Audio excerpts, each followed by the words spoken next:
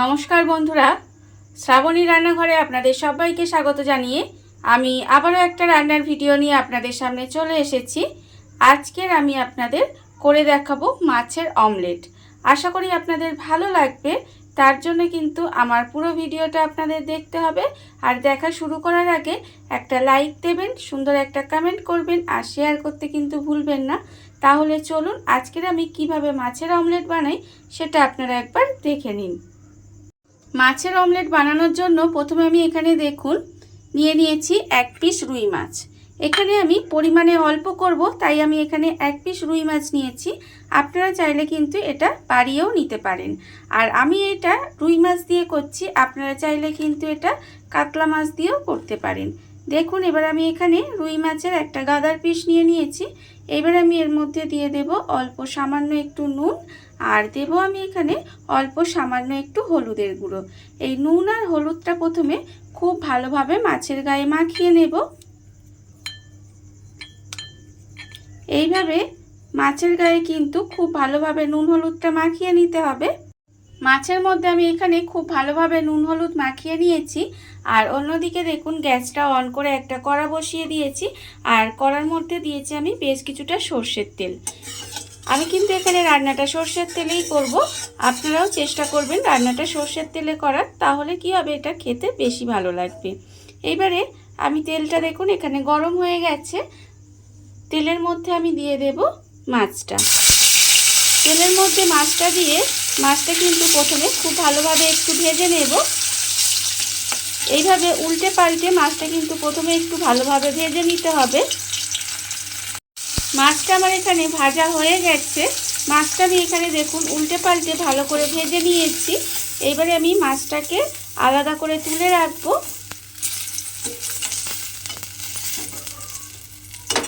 মাছটাকে আমি আলাদা করে তুলে রেখে একটু মাছটা কিন্তু ঠান্ডা করে নিতে হবে। মাছটা আমি প্রথমে একটু ঠান্ডা হতে দেব। মাছটা আমার এখানে ঠান্ডা হয়ে গেছে। এইবারে আমি এই মাছটাকে এইভাবে ছাড়িয়ে নেব। ছাড়িয়ে কাঁটাটাকে আলাদা করে নিতে হবে। মাছটা কিন্তু খুব ভালোভাবে বেছে কাঁটাটা আলাদা করে নেবেন। এটা কিন্তু খুব ভালোভাবে করতে হবে। মাছটা এইভাবে বেছে এর কাঁটাটাকে কিন্তু একদম ভালোভাবে আলাদা করে নিতে হবে। প্রথমে মাছের কাঁটাটা আমি এখানে খুব ভালোভাবে ছাড়িয়ে নিয়েছি। আর অন্যদিকে দেখুন একটা বাটি নিয়ে নিয়েছি। এবারে আমি যে মাছটা ছাড়িয়ে রেখেছিলাম সেই মাছটা কিন্তু এই বাটির মধ্যে প্রথমে নিয়ে নেব। আর একটা কথা বলে রাখি, মাছের কাঁটাটা কিন্তু আপনারা ভালোভাবে ছাড়িয়ে নেবেন, না হলে কিন্তু মুখে পড়বে। সেই জন্য মাছের কাঁটাটা প্রথমে খুব ভালোভাবে এতে ছাড়িয়ে নিতে হবে। এবারে দেখুন আমি এখানে মাছটা নিয়ে নিলাম। এবারে দেব এখানে পেঁয়াজ কুচি। এখানে আমি একটা মাঝারি সাইজের পেঁয়াজ একদম মিহি করে কুচি করে রেখেছি, সেই পেঁয়াজ কুচিটা আমি এর মধ্যে দিয়ে দিলাম। এইবারে আমি এর মধ্যে দিয়ে দেব দেখুন টমেটো কুচি। এখানে একটা ছোট সাইজের টমেটো একদম কুচি কুচি করে রেখেছি, সেই টমেটোটাও কিন্তু আমি এর মধ্যে দিয়ে দিলাম। এবারে আমি এর মধ্যে দিয়ে দেব কাঁচা লঙ্কা কুচি। দেখুন এখানে আমি একটা কাঁচা লঙ্কা একটু কুচি করে রেখেছি, সেই কাঁচা লঙ্কাটাও আমি এর মধ্যে দিয়ে দিলাম। এবার দেব আমি এর মধ্যে অল্প সামান্য একটু আদা কুচি করে রেখেছিলাম, সেই আদাটাও এর মধ্যে দিয়ে দিলাম। আর দেব আমি এর মধ্যে ধনেপাতা কুচি। এখানে আমি অল্প একটু ধনেপাতা কুচি করে রেখেছি, সেই ধনেপাতাটাও আমি এর মধ্যে দিয়ে দিলাম। এবারে সমস্ত কিছু খুব ভালোভাবে একটু মিশিয়ে নেব। এইভাবে সব কিছু প্রথমে খুব ভালোভাবে মিশিয়ে নিতে হবে। মাছের সঙ্গে সমস্ত কিছু এখানে খুব ভালোভাবে মিশিয়ে নিয়েছি।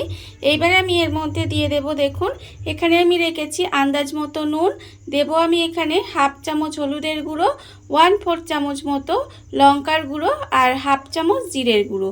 ঝালটা আপনারা কতটা খাবেন সেটা বুঝে কিন্তু লঙ্কা গুঁড়ো বা কাঁচা লঙ্কাটা ব্যবহার করবেন। এইবারে আমি এর মধ্যে দিয়ে দেব দেখুন বেসন। এখানে কিন্তু খুব বেশি আমি বেসন দেব না, এখানে আমার প্রায় 2 চামচের মতো বেসন দিলাম। দিয়ে এবারে সমস্ত কিছু হাত দিয়ে আমি একটু মেখে নেব। হাত দিয়ে আমি এটা খুব ভালোভাবে মেখে নিয়েছি। এইবারে আমি এর মধ্যে দিয়ে দেব জল। খুব বেশি জল কিন্তু আমি এখানে দেব না, অল্প সামান্য একটু জল দিলাম, দিয়ে আবারও কিন্তু হাত দিয়ে খুব ভালোভাবে এটাকে মেখে নিতে হবে। দেখুন এর মধ্যে কিন্তু খুব একটা বেশি আমি জল ব্যবহার করব না, আপনাদের আমি দেখিয়ে দিচ্ছি যে ঠিক এর ঘনত্বটা কতটা থাকবে। এইভাবে হাত দিয়ে মিশিয়ে মিশিয়ে মাছটার সঙ্গে সমস্ত কিছু এইভাবে একটু মেখে নিতে হবে। দেখুন আমি কিন্তু এতে আর একটু জল দেব, ব্যাস, আর কিন্তু আমি জল দেব না। এবারে এটাকে খুব ভালোভাবে এর সঙ্গে মিশিয়ে নিতে হবে। দেখুন এর সঙ্গে কিন্তু খুব ভালোভাবে একটু মিশিয়ে নেব। সমস্ত কিছু আমি এখানে মেখে আলাদা করে রেখে দিয়েছি। আর অন্যদিকে দেখুন গ্যাসটা অন করে একটা চাটু বসিয়ে দিয়েছি। চাটুটা আমার এখানে গরম হয়ে গেছে। এইবারে আমি অমলেটটা বানাবো। কি করে বানাবো সেটা আপনারা একবার দেখুন। আমি কিন্তু এখানে সর্ষের তেলেই ভাজবো, সেই জন্য আমি চাটুর মধ্যে দিয়ে দেব প্রথমে সর্ষের তেল। দেখুন এখানে কিন্তু আমি অল্প একটু সর্ষের তেল দিলাম, দিয়ে এবারে চাটুর গায়ে তেলটাকে খুব ভালোভাবে লাগিয়ে দেব। এইভাবে চাটুর গায়ে কিন্তু তেলটা প্রথমে খুব ভালোভাবে লাগিয়ে দিতে হবে। আর আমি এখানে অমলেটটা চাটুতেই ভাজবো, আপনারা চাইলে কিন্তু তাওয়াতেও করে নিতে পারেন, তাহলে দেখবেন আরও সুন্দর হবে। দেখুন আমি কিন্তু চাটুর গায়ে খুব ভালোভাবে তেলটা লাগিয়ে দিলাম। এবারে আমি চামচে করে অল্প অল্প নেব, আর এইভাবে কিন্তু তেলের মধ্যে দিয়ে দিতে হবে। ঠিক গোল করে যেভাবে আমরা অমলেট বানাই সেইভাবে কিন্তু অমলেটের মতো শেপ দিয়ে এইভাবে কিন্তু চেপে চেপে দিয়ে দেব। দেখুন এইভাবে কিন্তু চেপে চেপে দিয়ে দিতে হবে।